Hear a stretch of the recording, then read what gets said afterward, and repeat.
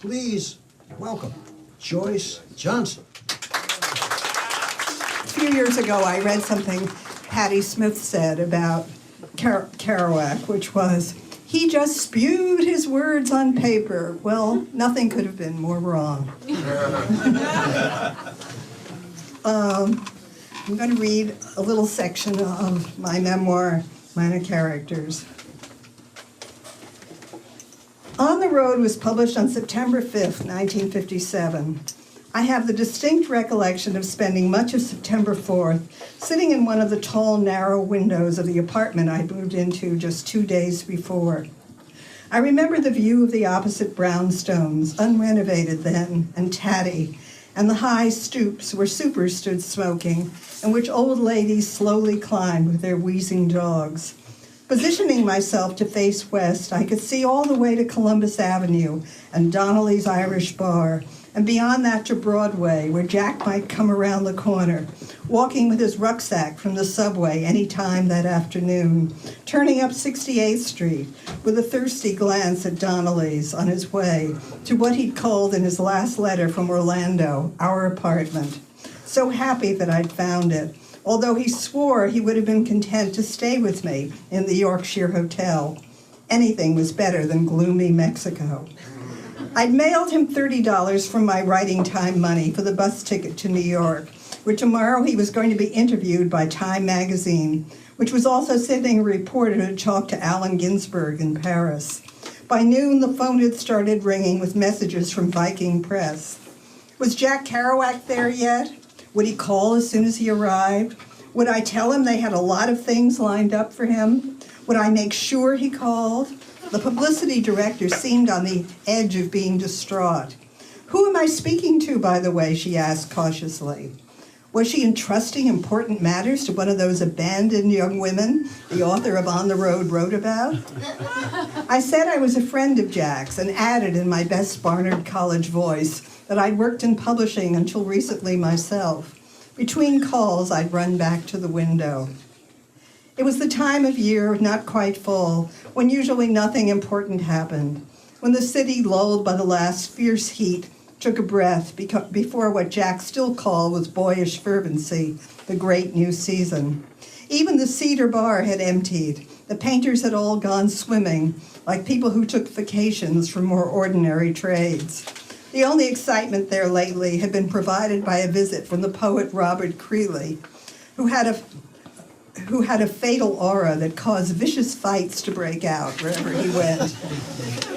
Somewhere on the Cape, or on the Sound, Orville Prescott, the conservative middle-aged daily reviewer for the New York Times, was taking his annual vacation.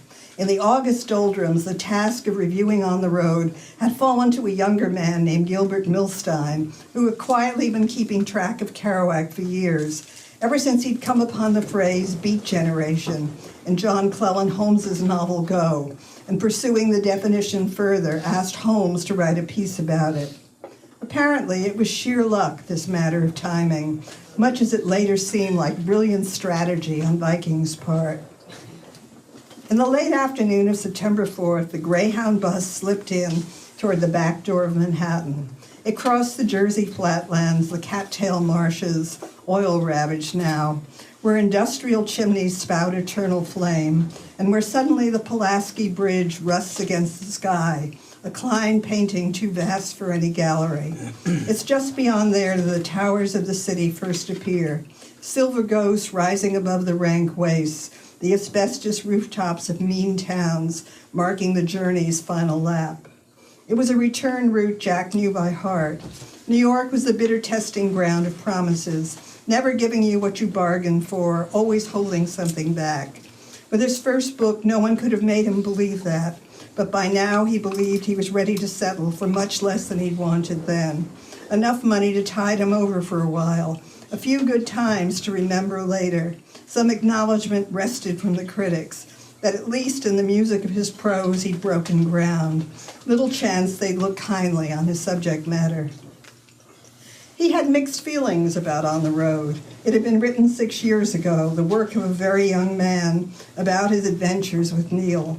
When he'd given Neil one of the first bound copies in California, he'd felt a coldness in the way Neil had looked at him. The Viking editors had violated his spontaneity anyway. Now, when it was too late, he regretted every revision they talked him into.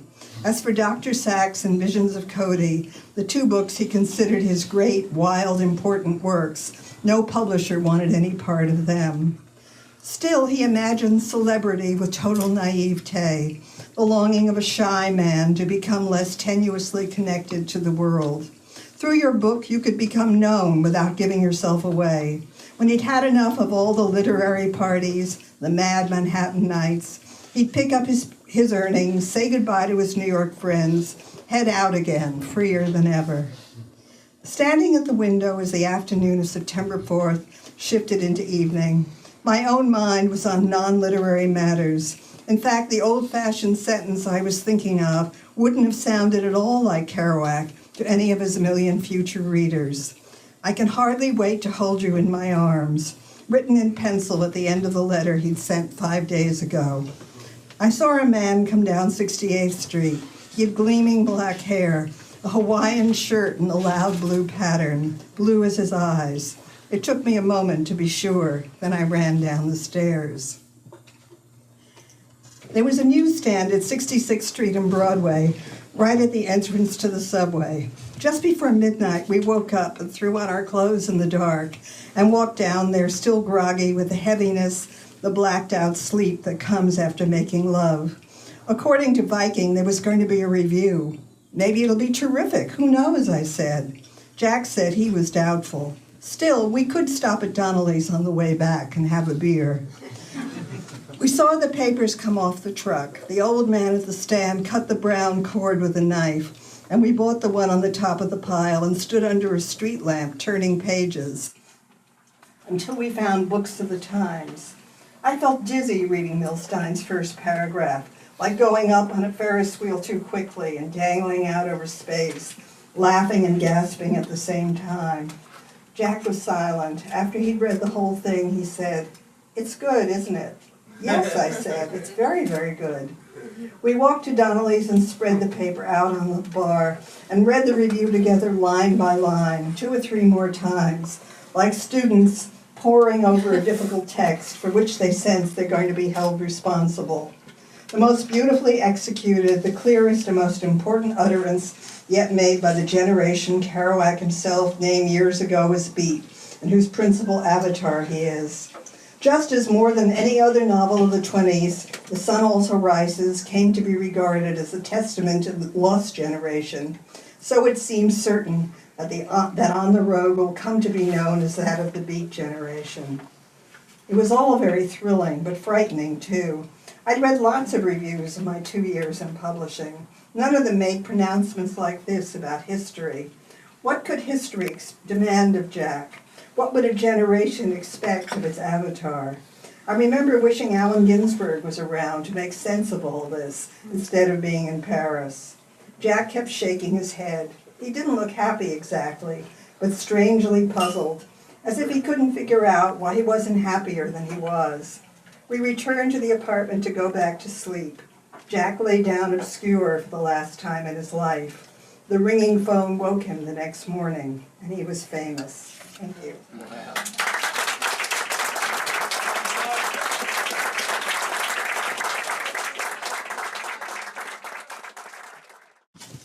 Legends can be very misleading.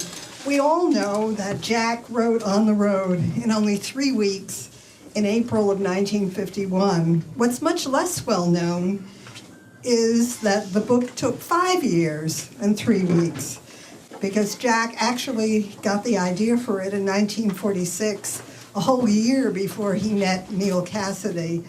And during those 5 years, he kept writing different versions of On the Road, wildly different versions, trying this, trying that, and discarding one manuscript after another.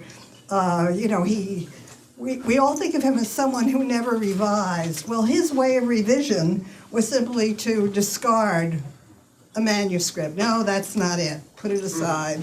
Try again. So he was actually a very self-critical artist, and no sooner had he finished On the Road than he was immediately dissatisfied with it. It didn't tell the truth, and there was something about the writing that wasn't what he had been after. It took him a few more months, and then in the fall of 1951, he found the way he really wanted to write.